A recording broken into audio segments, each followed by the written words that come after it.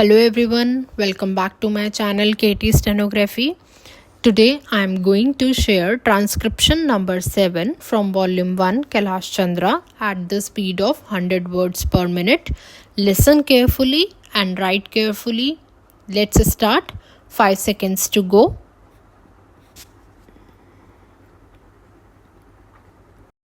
Now I would like to say that with this measure we are now adopting, to my mind, it will not be possible to have this system or any other system functioning effectively. The number of clauses that we have included are so restrictive and rigid that it will not be possible for any system to function in this country. If at all it is able to function, it will be able to function with a lot of difficulties. It will be said afterwards that the industrial sector, particularly the private sector, has not been able to deliver the goods. I would like to warn the government that if anything happens in the future in which industrial production or production in the private sector has not gone up, it would be not because of any lack of efforts on the part of the private sector, but because of the measure that we are now adopting. I have mentioned several times how this particular bill is very restrictive and how it will hamper the normal growth of companies in this country. It is a pity that when we are on the threshold of the second 5-year plan, such a measure should be passed in this house. I would now like to make a few observations about the speeches of some of the honorable members here. Shri Ashok Mehta justifies the restrictions on managing agents by saying that managing agents are no longer the main source of finance. He also argues that profits have been high and will continue to remain high, and therefore he would like to see the managing agents being paid on a sliding scale.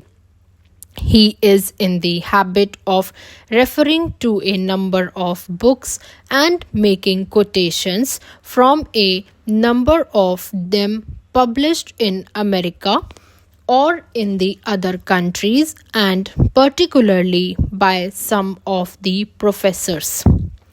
I would also like to mention to him that even when companies are floated, it requires a certain amount of confidence amongst the investing public, and it is because a particular firm is managing a particular company that this confidence is created in the investing public. Even there, as the Honorable Finance Minister has said, there is a sort of overall tight control. New banks and insurance companies are not floated nowadays.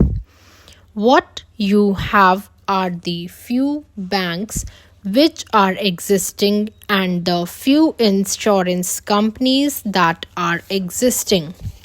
The other point is that the credit worthiness of the managing agency firm does count to a certain extent in getting credit from the banks and other financial institutions.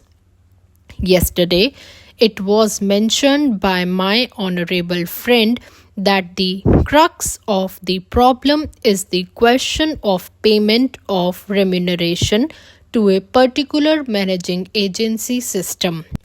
He said that In this bill, a definite encouragement has been given to the alternative type of management, namely the managing director or the manager, where an individual has been permitted to take 5%, while in the case of the managing agency, it has been permitted to take about 10%.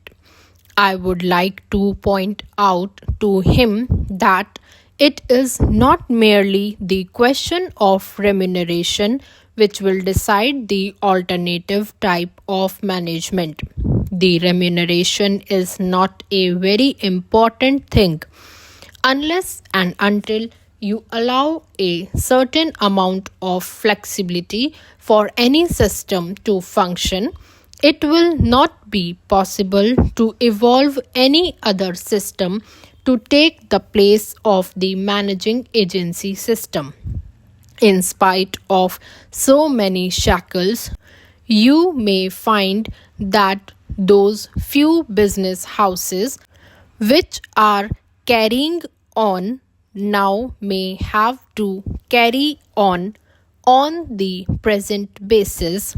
You may not find many new people coming in the field.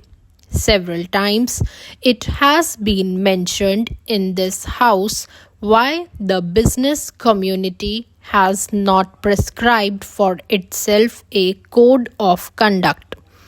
In this connection, I would like to point out that a degree or diploma is essential for the profession, and in case of violation of the code, sanction should be provided by it to prevent a person from practicing the profession.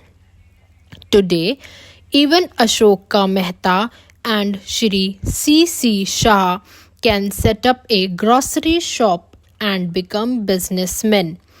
Nobody lays down any condition for starting business, and nobody can prevent others from continuing it.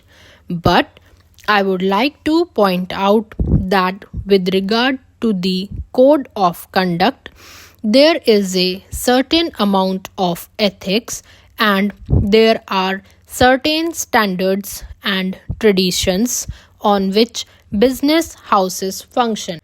If a particular firm has not got proper ways of managing its business, you will find that that business house will find it difficult to function, and it would be difficult for it to command the confidence of the business community. It would not be possible for it to function as effectively as a firm which has proper ways of managing its business. Please like, share, and subscribe my channel for more updates.